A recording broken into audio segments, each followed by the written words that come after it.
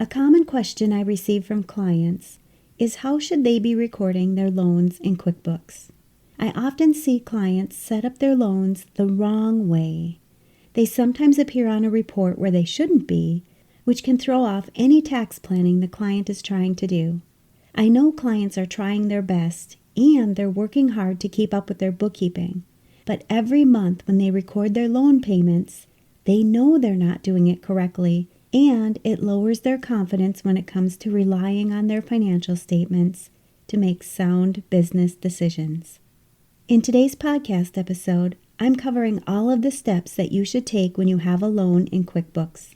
Once you have this process in place, it really makes recording your transactions easy, and you'll gain the confidence that you need so that you can start relying on your financial statements again. Whether you're starting a business or side hustle, you're a self-employed individual, a solopreneur, entrepreneur, mompreneur, freelancer, business owner, bookkeeper, or virtual assistant. Most businesses will have a loan at some point in time, and knowing how you should be recording all the transactions involved with your loan will help you create accurate financial reports that you can use not only in your business, but for filing your tax return as well.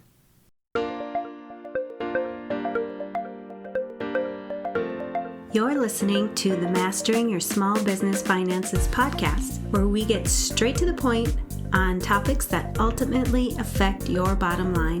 That's right, as an entrepreneur with a small business, money management, growth, marketing, they all affect your bottom line.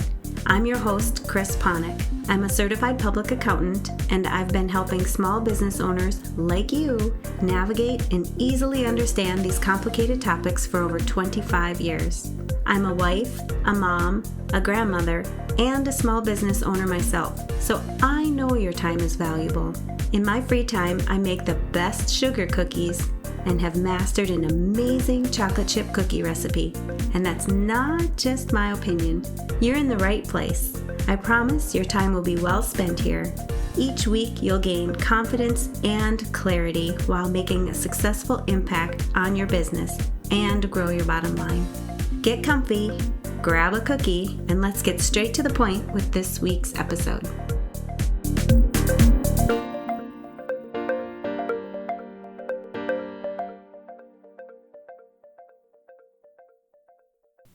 Welcome back. Making a decision to take out a loan for your business is a big step.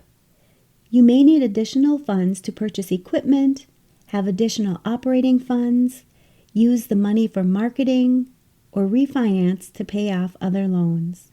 No matter what the reason for taking out the loan is, you want to make sure that you're recording it correctly so that your financial statements reflect these amounts accurately and you can make good business decisions based on this data.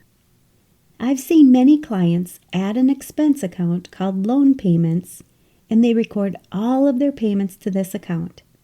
I've even seen business owners record their personal mortgage payments in their businesses as an expense.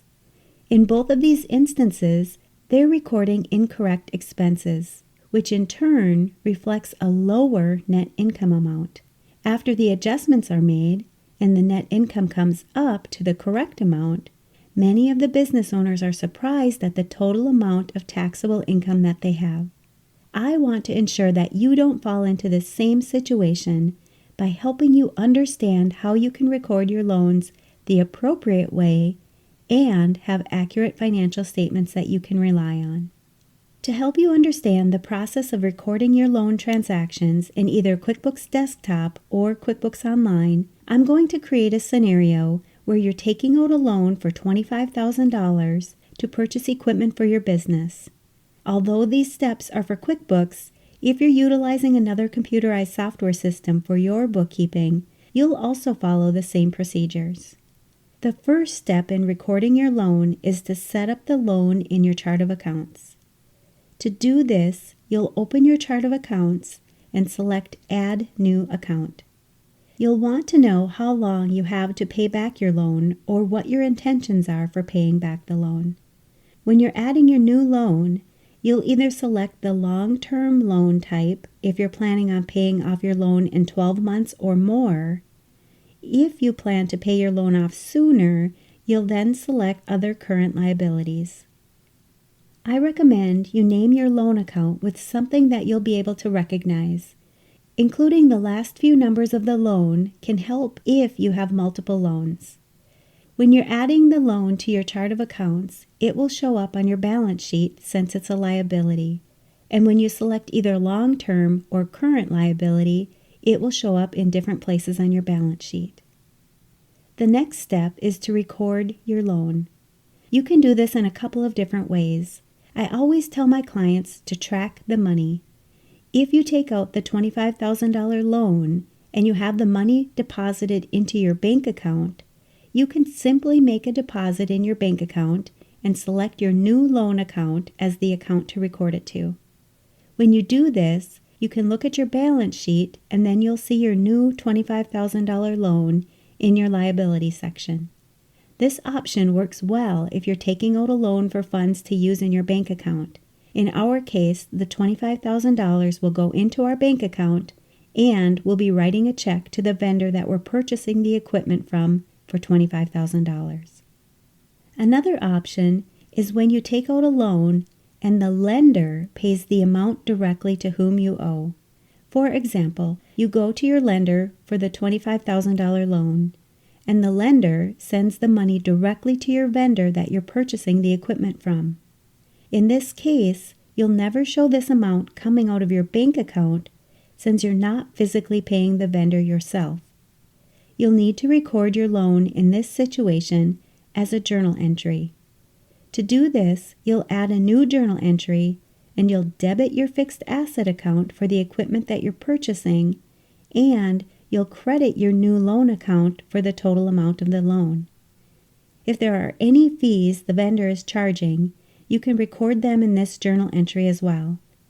Again, for our example, let's say that we're taking out a loan for $25,000 for equipment, but the lender is charging $500 in fees, and the total of the equipment is $24,500.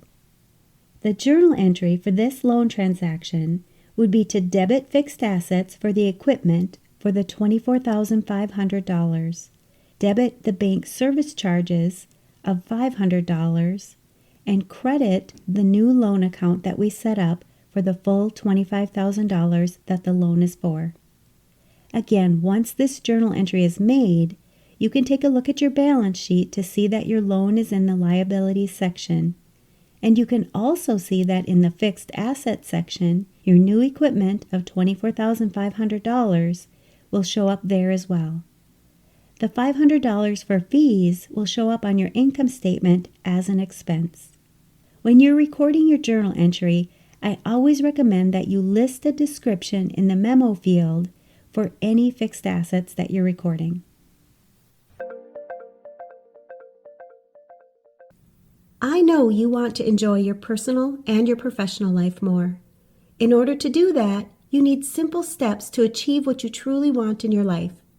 The problem is you don't have enough time to get everything done, which makes you feel stressed because you can't find time for the important things in your life. I believe you deserve to have a life that you love without sacrificing everything that you've worked so hard to achieve in your professional life. I understand how hard it can be to figure this out on your own, especially when you're an accountant, business owner, or other high-stress professional. As a CPA with over 20 years of experience, I've been there myself, which is why I became a certified coach and created the Reinvention program to help professionals just like you live the life they desire. Here's how we do it. First, you'll schedule your complimentary clarity session. During this session, we'll create a clear and focused plan for you to move forward, and you'll immediately start enjoying your life with less stress, increased productivity, and more time to spend doing what you love with the people you care about. Sign up for your complimentary clarity session at financialadventure.com and click on the Work With Me button. In the meantime, check out all the other resources and solutions on my website that you can immediately apply to your life so that you can stop being stressed out and feeling like you're never doing enough, and instead breathe a sigh of relief at the end of the day knowing you've accomplished enough and can enjoy your life more. Once the loan is recorded, you can start applying payments to it. Most loan payments are made up of two parts. Your principal amount will be the amount that you're paying off on the loan, and your interest amount is the expensed amount that you will deduct on your income statement. Each time you make a payment, your total amount due will be reduced by the principal amount. For example, let's say that we need to make a $500 loan payment. This payment is made from our bank account. To record the loan payment, you can record the payment as a check. You'll enter your lender as the vendor, the total amount paid as $500, and in the account section, you'll enter the principal amount under the loan account, and any interest will go into the interest expense account. When recording a check like this, it's considered a split transaction since you're splitting the total of $500 into two different accounts. Let's say that our payment of $500 included the principal amount of $400 and interest of $100. We would select our loan account and reflect the $400 and then record the additional $100 as interest expense. When you have your payment recorded, you can go to your balance sheet again and look at the balance due on your loan. It should reflect the same amount as the lender shows on their statement.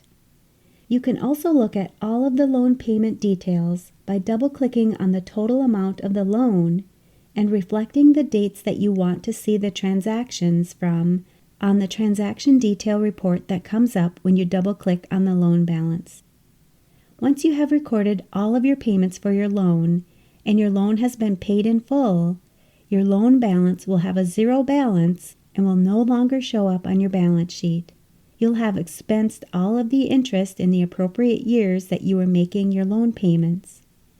If you don't receive a listing of your principal and interest amounts when you're making payments, you can always contact your lender and ask them for this information so that you can record all of your transactions correctly. Knowing how to record your loans, as well as the payments that go along with your loan, is important so that your financial statements reflect the correct amounts. You can easily look at your balance sheet to see all of your liabilities, and at any point in time, you'll know exactly how much money you owe to others. Gaining confidence in recording your loan transactions is one more step you can take to having a bookkeeping system that you can rely on to have accurate and timely financial statements. Making sure you have all of your information correct so that you can have your tax return prepared accurately will definitely help reduce your stress at tax time. And you know I'm going to ask, what's at least one thing that you'll take away from this episode that will help your business succeed and grow your bottom line? If you need some accountability, join our private Facebook community and post your action item. We'd love to support you.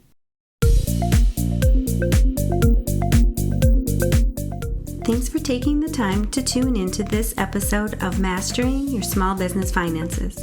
If you enjoyed this episode as much as I enjoyed creating it for you, I'd love for you to give it a 5-star rating and subscribe to the show so you never miss an episode. Visit financialadventure.com for the show notes, links from this episode, and while you're there, leave a comment if you have a topic you're interested in learning more about that affects your bottom line. If you're looking for a community where you can ask questions and get feedback about your small business, join my private Facebook group. You can find the links to this group and more on financialadventure.com. And remember, any financial information shared on this podcast is not to be considered professional, financial, or tax advice and should not be solely relied upon. Please consult your CPA or tax advisor for an opinion on your specific circumstances. I'm looking forward to having you tune in next time. Until then, dream big, follow your heart, and love what you do.